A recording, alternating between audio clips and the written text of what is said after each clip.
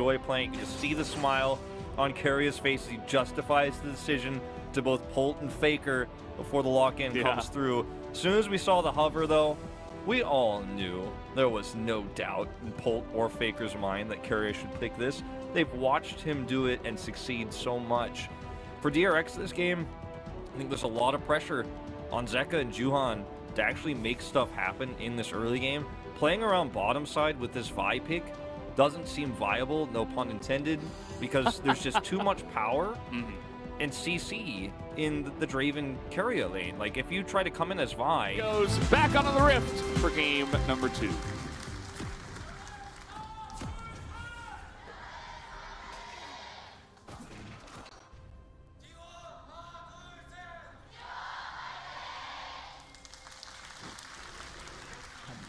And here we do go.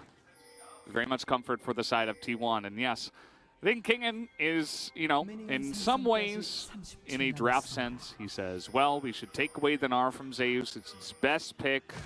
We can't really ban it here because we got to ban all this other stuff. We don't want them to have Senna, even though we're not going to play it. But maybe, you know, for himself individually, he's like, he kind of wants to prove to himself that he can also do this with the Gnar. Obviously, it's not the same exact matchup. It's not the mirror that we have seen from game 1, but it's still, I would imagine, in his mind, as a flash hook onto Zeka comes in, and he doesn't even have to flash, although this Q is going to land, but they don't know who else is down there. So that's just the flash down for Karia, and no Hex Flash with this build. Yeah. I was about to give T1 a lot of credit for the start here because they prevented Juhan from warding as, okay, gonna get an extra Sand Soldier hit from Zeka here with that annoying. It's like every little thing. Yep, it's like, you shall not pass, Zeka. You're still you on want to go to your vision. main wave? You're still on Take the vision. long way around. You have the shuriken. Okay, it comes off cooldown. And he gets there. So Faker misses a CS, but we'll forgive him.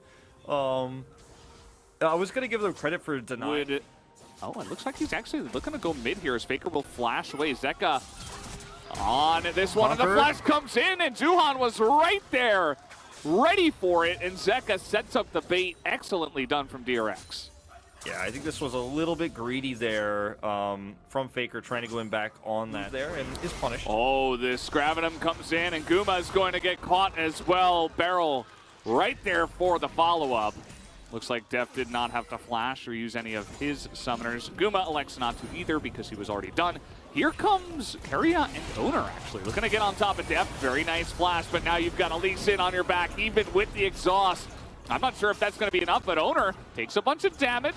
Both of them getting AoE down here as Karia going to get passive, and that's going to be Barrel following up, and another auto comes in. Def with 2 kills on them. And let's see, where did he go here? Oh, nice little play from Karia. No way! No, Dredge line available right gotta hit it. Right there, and that is going to be the root, and should be enough as Karia is going to go down. Zeka here as well, he's level 6! And another exhaust is going to come in, but who cares? It's only a certain amount of time as Barrel might go down. Yes, he will, but it does not matter. DRX gets so much off of the back of this bottom fight. They even get the cannon barrage out. Now Faker is like, well, at least I'll get a plate though, at least, right? That's all you're going to get. Meanwhile, Juhan did get Rift Herald. What was that? Guma just going to flash away. I'm not sure if Karia gets out of here. Nope, Moonlight Vigil comes in, he's down. As Zeu's trying to go 1v2 here, looks like he's the one guy that's going to be fine once again. At least I suppose Owner will pick up the streak for T1. But yeah, another great setup here from DRX. Positioning, as our observers are making sure nothing happens here mid, because Juhan is set up for a potential gank before we jump into the replay. Trying to get on top of Deft here. He does not have his flash. As long as the hook lands, it should be good. That's going to be enough slow as in comes Owner, and he's going to be the one that picks up the kill. So not going to be it for Gumayusi. Faker just going to use that to say no thank you. Juhan with no ultimate available, so not too much happening there. Yeah, could happen. We do have Owner nearby, and the Rift Herald is going to be coming in. It seems like DRX Note the offensive positioning. I'm not sure if he just got saw off the wall there, but that is a really nice kick flash. In goes Duhan, though, on the aggression. Stopwatch is going to make that hit the back line as the Moonlight Vigil gets so much value because Carrier went into his stopwatch. Now Guma steps up and takes it very closely there. Deft has to flash away. Not sure about that one. Maybe. Yeah, maybe the turret shot comes in at the end there, but either way, T1's still bleeding out on the spot side. Yeah, it's a whole turret, and Faker's coming down, does have Emperor's Divide, and the Akali call out that Faker's coming down does get hit. There's a ward here, so it actually will, Faker's roam will save the turret, but he, we'll see. Actually, it won't lose too much out of it either, but at the end of the day... Infiltrate down here. Again, they are behind, so got to be careful about little moves like this, but looking to set it up. Him. Yeah, they should see Deft here as there is the combo. He nearly gets it, but Duhan stops him from coming in with a whirling death is what takes it at the end.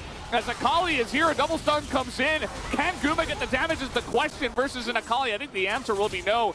Zeka getting to work onto this Draven as nobody is going to save him, not even Faker, who comes down eventually.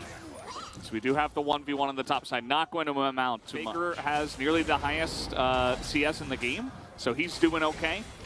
And even though Guma got behind, he's now got a lot of money, as we were just talking about. 3 members of T1 are going to show up in the top side. Not going to be able to hand that money over to Guma, but they do hand it over to another carry in the form of Faker. Zeka, this might backfire. Yeah, who's trapped in here with who? Because there's no Shuriken now. Zeka might have done that even on Vision as the trade is coming in, and Zeka's like, oh, where do I go from here? He's going to try to flash and ult to try to get out, and he's not going to be able to because he just gets collected by one auto that follows him all the way down. Zeka's magical journey goes on for a little bit too long. 1v1, if he plays it right, like, it's going to be close. Gotta be so careful of making calls like that. Zeus doesn't seem to care. Look at the damage he's outputting. This is what a damaged GP can do.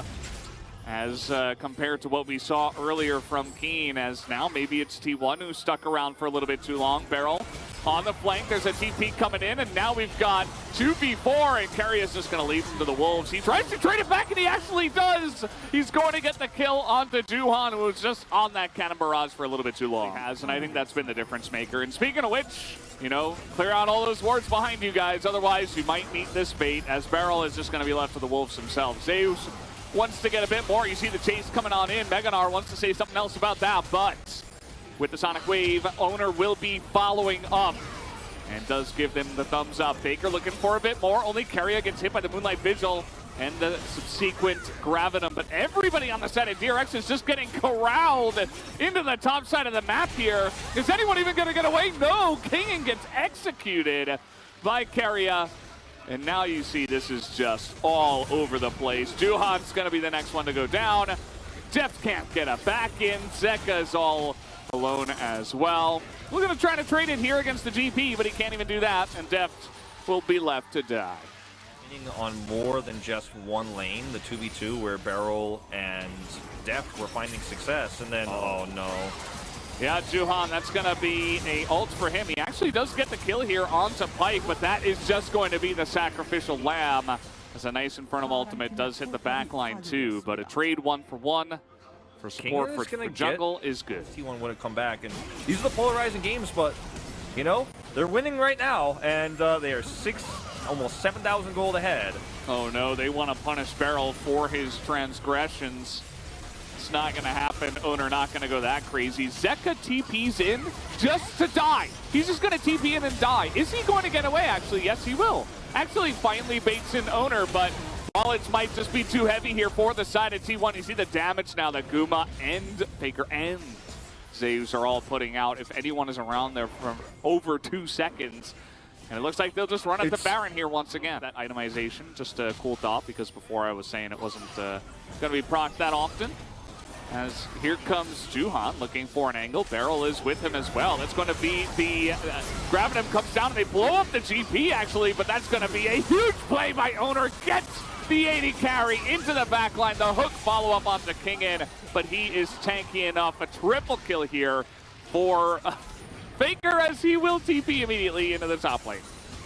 Yep, and that is going to be the game. They don't need to kill that mid turret. There's no interest there. They got this inhibitor early on, and the minions got it for them, and now the minions are going to help them end the game. Penta? Maybe Penta? Well, Faker doesn't. Okay, he's got his soldiers in position now. As, nope, it's going to be Guma who does pick up the kill here. Probably would have been unofficial anyway. That's going to be the end of this. It will be Faker's full of Guma uses as that will be the end of this one. Nexus goes down.